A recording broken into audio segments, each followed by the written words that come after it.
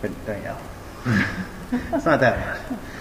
All right. Good evening, and welcome to St. Louis Writers Guild's Author Series. I'm Brad Cook, president of St. Louis Writers Guild.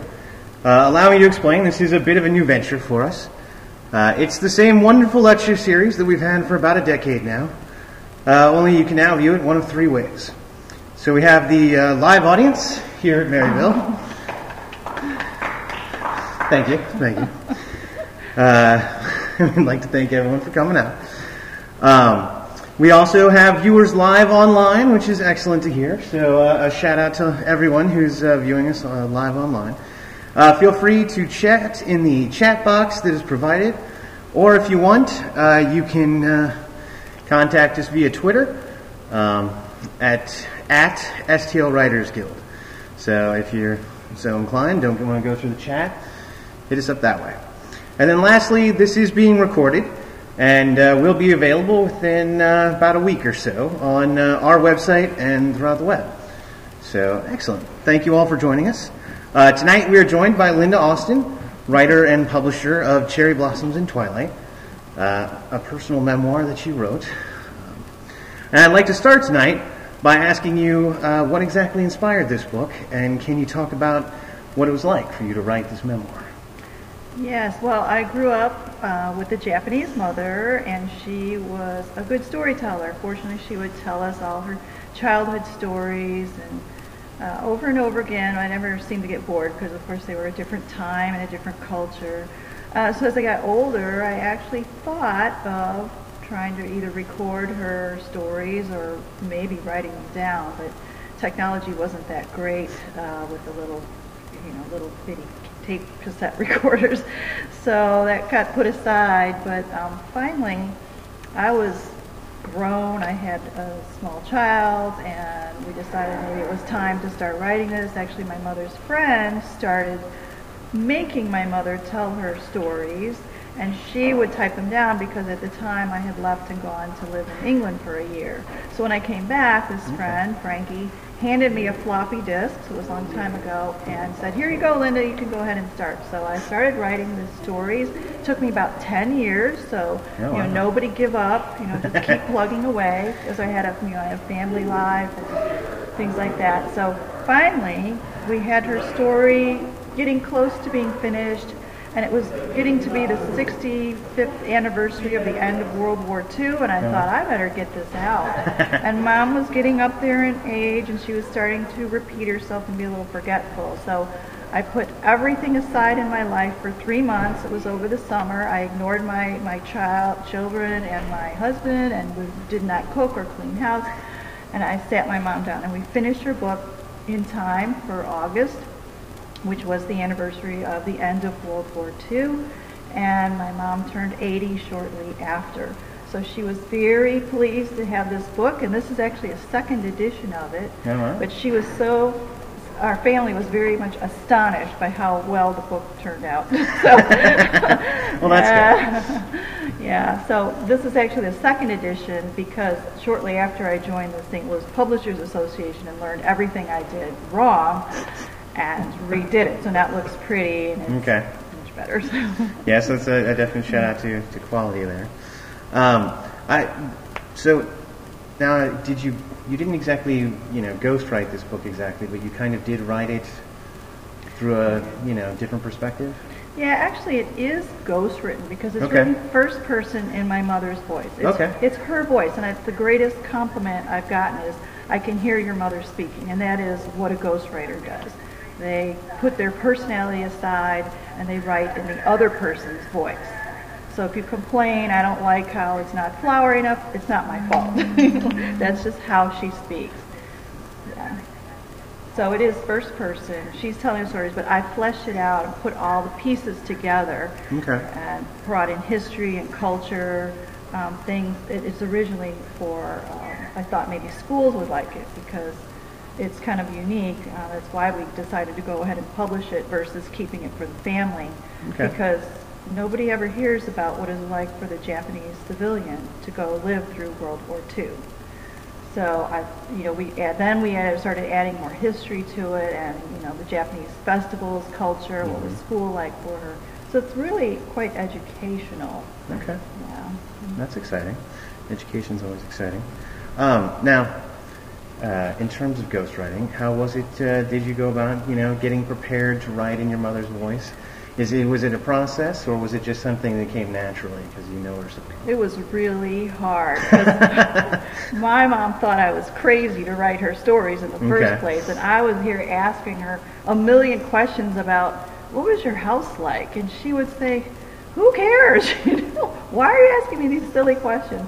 So I was like pulling teeth to get the details out, because you can't just write the stories. You've got to create the whole setting, behind that.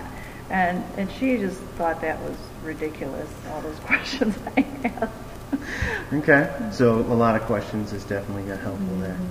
Now, in terms of researching, I'm assuming you did a lot of research into World War II and the experiences there. Yeah. Did you travel for that, or is it just, kind of family stories? No, because the stories she told were so long ago that there's not much left of it. Okay. I did join the Johnson Air Force Base Yahoo group that picked their brains, because that's where she worked for a while as a waitress for the Officers Club.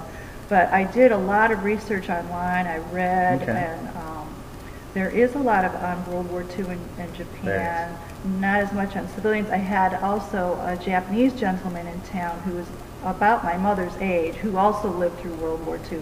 So he vetted that book through Japanese perspective, so we can make sure the Japanese culture is right. Okay. Yeah. Very important, getting every culture right.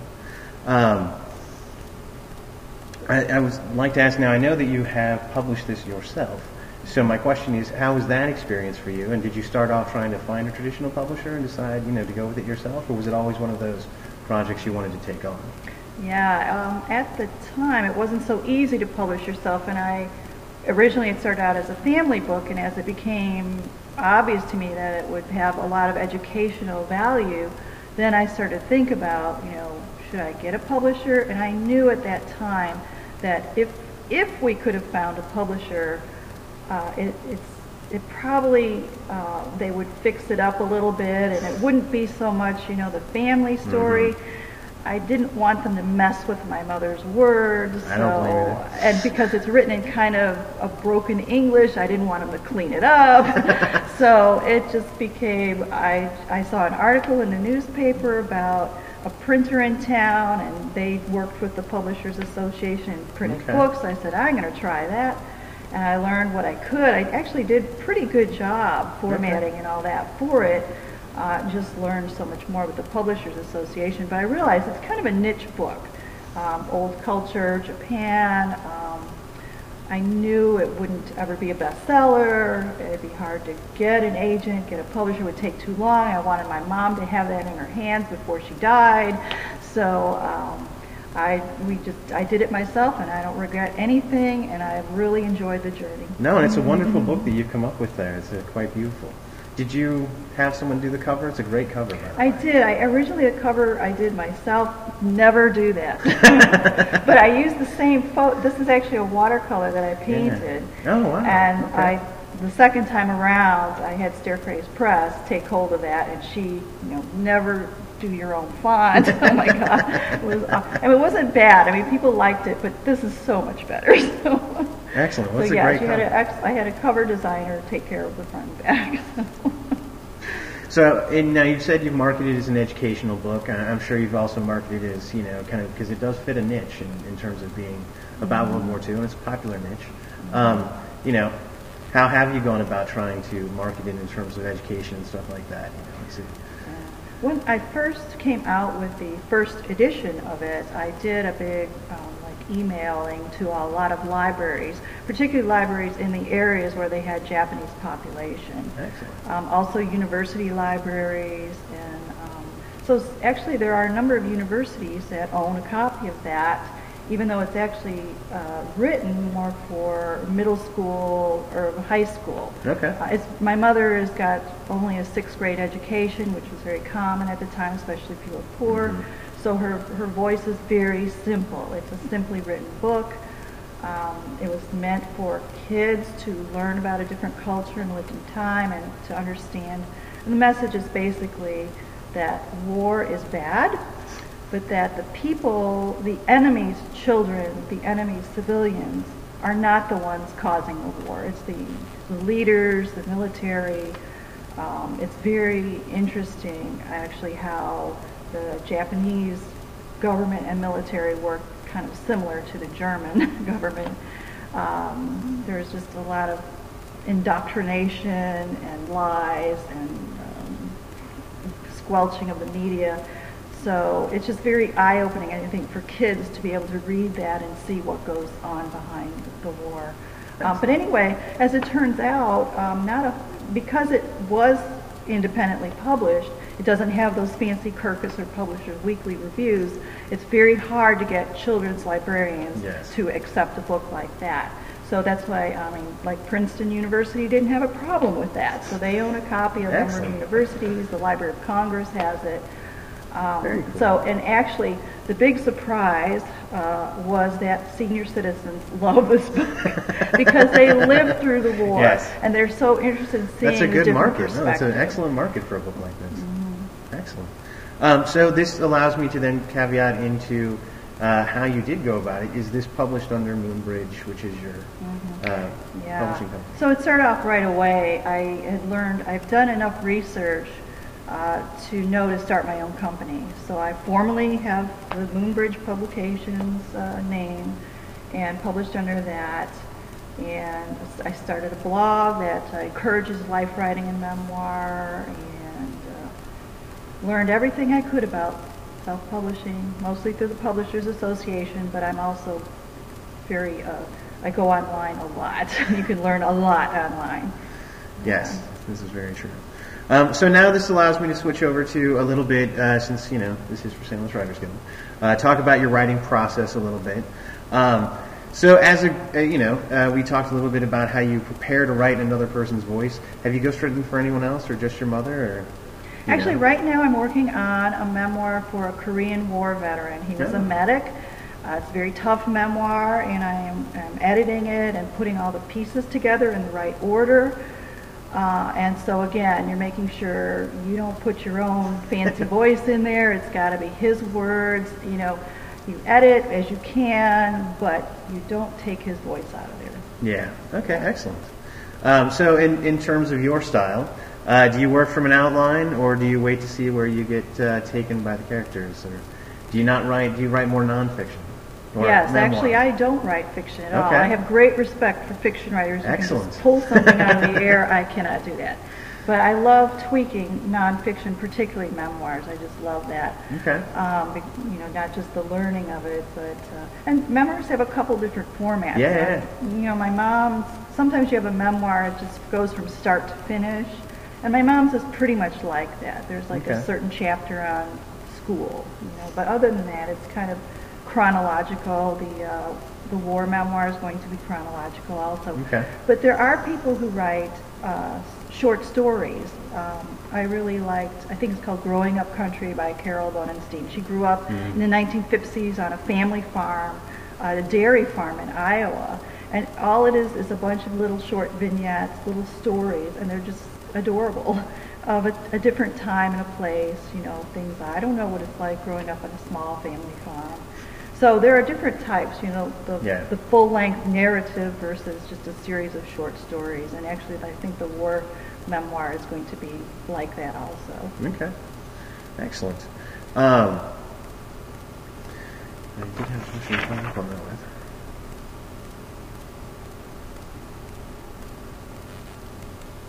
Yes. So, in terms of memoir, I wanted to ask your opinion on straight nonfiction versus creative nonfiction. If you're at all a fan of this kind of new creative nonfiction where the memoir is more of a little bit of fiction thrown in and you get the conversations that might not have actually happened. But. Right. We wrestle with that, memoir writers do. How much really matters how close you fit to that truth. And I would say, as long as it doesn't make a big difference if your room is pink or green, or your mom said exactly those words. I know I sat with Mary Carr. I saw her when she came, and I dared to ask her, "Did you really record? How did you know what you said when you were 5 years old?"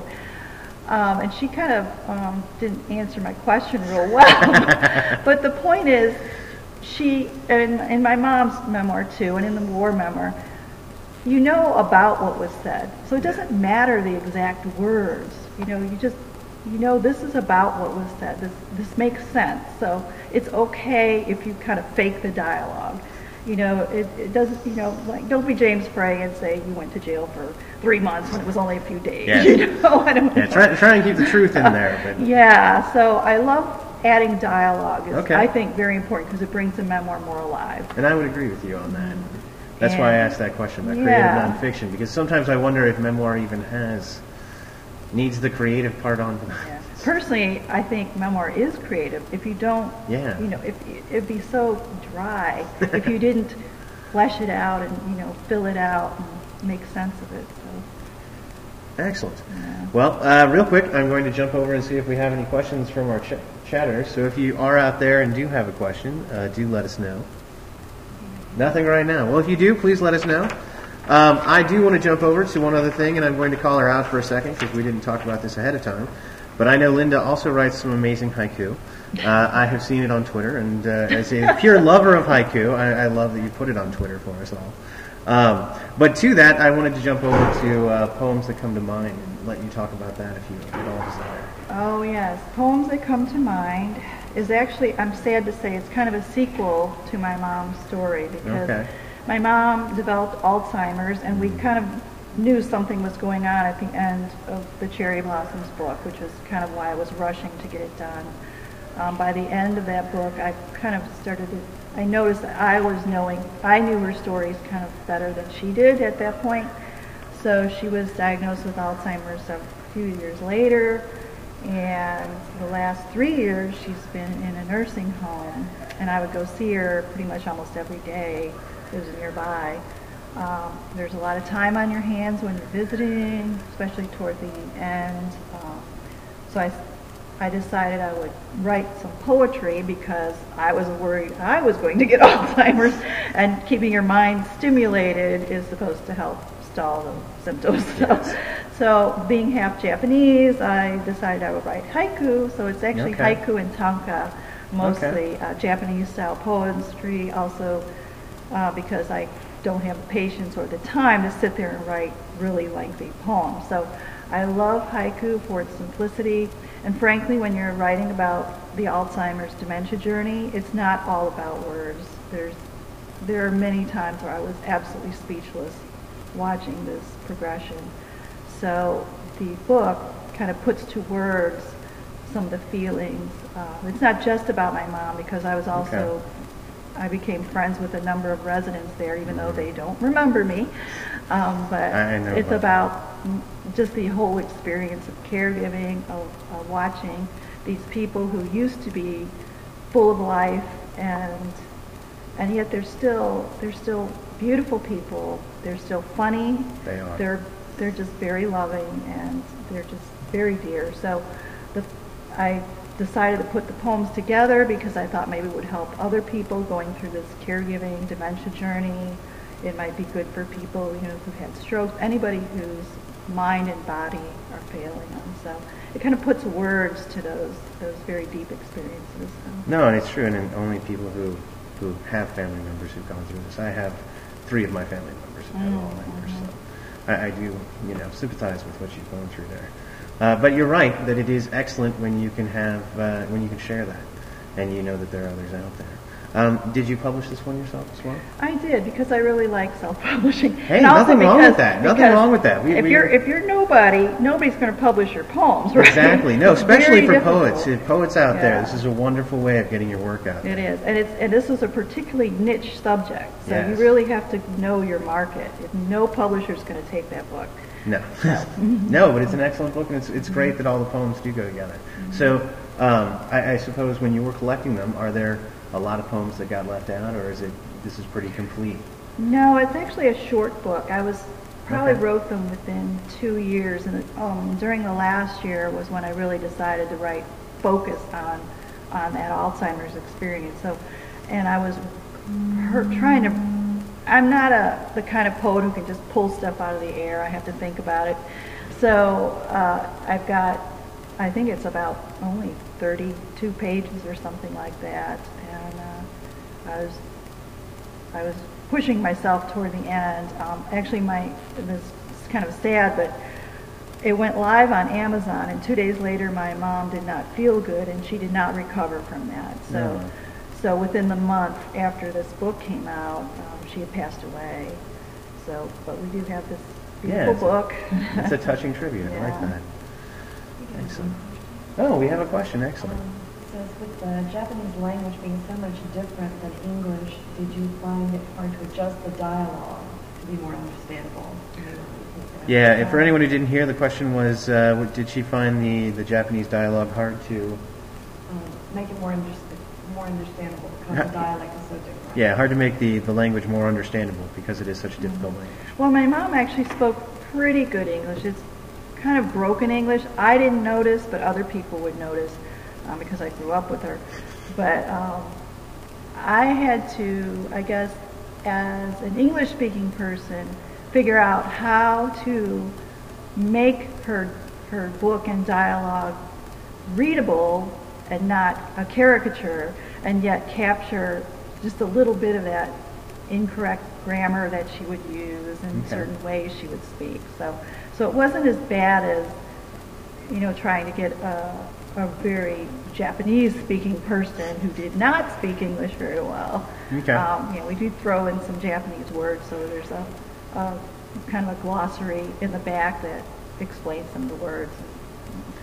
So I now have a question. Did anything surprise you while doing this research? Did you learn anything new about your mother or about the war in general that you hadn't known before? I learned everything about World War II. I knew nothing about World War II in Japan. She didn't tell me those stories when I was a kid. Gotcha. It wasn't until later. And the interesting part about writing a memoir for someone else, for your mother or your father, your grandparents, those people become so three-dimensional. I mean, you never think of your mom being a little kid, and what she had to deal with growing up, So it was really mind-opening. I mean, being from my mom from a foreign culture, I always thought, when I was growing up, that maybe she was actually from outer space, because of the Japanese culture is very different from the American culture. So I could understand from writing her book why she behaved that way. So it's really just mind-opening to see, what formed, and really for Americans too, I mean, what formed your parent? Mm-hmm. Why are they like that? And you can see their childhood experiences created this person that then created you. So this whatever experiences are passed down in a way, how you react to them, what kind of person you become moves through the generations. So it's really fascinating, and that's why I really encourage people to ask questions of their parents. What was it like? What kind of what was it like growing up, or what did what was your mom and dad? Do you have any advice for people who say have an elderly parent who they know they can't write their own life story, but want to help them write a life story? Yes, a lot of elderly they either can't or they think it's not worth it. Mm-hmm. Oh, nothing. Everybody. My mom was the same way. Like, Mom, what are you talking about? Well, everybody I know lived like that. So she's shocked that people were interested in reading her story. And I just think every elderly person has unique stories. And you're writing for your grandchildren, your great-grandchildren. They're from another time and space, Yes. They have no idea what you lived through. So that very personal history that you cannot find in a history book can be in this wonderful book that you create. And it's really not just for your elder family. It's really to pass down to the generations. And frankly, let me tell you, my mother loved having me read her book to her. Especially when you have dementia, you forget. Okay. So it's like that story, The Notebook, the movie, The Notebook.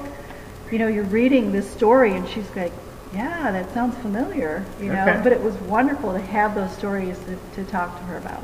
Excellent. So now when you were gathering up all these stories, you said did you go through family photos together, and collect all those kinds of stories that way? You said you recorded some of it. Like, how did you go about like documenting all of your mother's, tales to put into something like a book? Yeah, I actually hand wrote a lot of it. Oh, okay. Because I would sit with her and just ask her. And she was actually a very good storyteller. She would just tell me that things would flow out. So the big problem was putting the pieces together. And that's probably similar for all memoirs, especially if you're writing somebody else's, because you just write.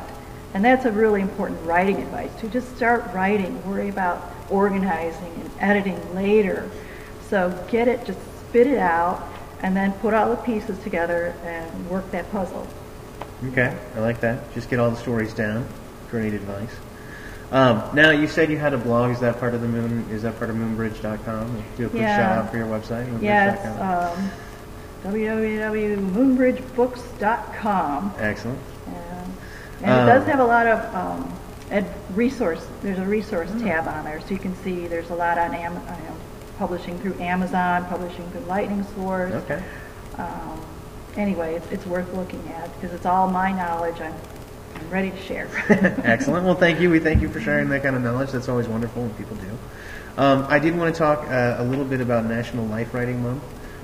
Is this something you've partaken in? Is this something you promote out? Is it a good resource for people, or is it just a great way for to bring awareness to trying to gather up these stories before they're lost? I think it's mostly aware. I mean, National Life Writing Month is every month for me. Okay. But I think it's a push, and I know NPR does something on that. Actually, their StoryCorps is going to be here April 3rd and 4th recording 9/11 veterans stories for the war. So StoryCorps really pushes that. And there's, I think, so I like to do a little extra push during that one. Excellent. I like that. All right. We are probably going to be wrapping up. Did you guys out here have any questions? Have you thought about writing your memoir? Oh, there you go. Have you thought about writing your memoir? Yeah, people have asked me that, growing up half Japanese in the Midwest, white bread basket. But there's already a memoir like that. There's a bento box in the heartland, and she's all Japanese, writing from Indiana. She went to the same grocery store in Chicago that I went to. Okay. But I just feel, actually my story would be kind of big if we go along with that. Yeah, these two books at least would be fascinating. Yeah, I'm writing more short, like they would call it flash fiction. I would call it flash memoir. Flash memoir, I like that. I like that more, little vignettes, because I don't feel like I have a huge big story. So I'll be like, Growing Up on the Farm by Carol Bowden Sanders, little vignettes here and there. So I like that. There should be a contest for that. Somebody get on that. Flash memoir, I like it. So as we do wrap up and get ready to wrap up, I did want to give you a chance to kind of talk about St. Louis Publishers Association and a little shout out for them. They are the local area publishing association, and one of the things they do talk about is stuff like self-publishing and all forms of publishing. You've been a big part of this group, so. Yeah, I started out in there mainly because I already had a book written. Okay. But I will say St. Louis Writers Guild is part 1, and St. Louis Publishers Association is part 2. I like that. And there is a bit that we focus on at the Publishers Association, that your marketing starts while you write, which means basically know your audience and how to write to them. And if you can, remember if there's like a certain hook or so you can add to your story that will attract interest in different marketplaces. So again, when I was writing Cherry Blossoms, I had the educational marketplace in mind, so I had to bring in that history and culture, add it in so that it would appeal to that market. So when you're working with the Writers Guild, you learn how to write really well, and then when you work with the Publishers Association, you basically learn different ways to publish. They are very big on empowering you to publish on your own, because it is, particularly now, it's difficult with the economy to get into the big publishers. They're very much into their businesses. They want very marketable commercial work. So there's so much self-publishing on now. We're hoping to make people realize that you need to be professional about publishing. You don't do your own cover, you do not edit yourself. make sure you do a good job so that your book can play with the big boys. Exactly. Professionalism is always the key when doing any kind of publishing, actually, not just self-publishing or traditional publishing or whichever. Excellent. Well, thank you so much for being here. We truly enjoyed it. We'd like to thank everyone for coming here tonight. We would like to thank everyone who's joining us online, and especially many thanks to Linda Austin for agreeing to this interview.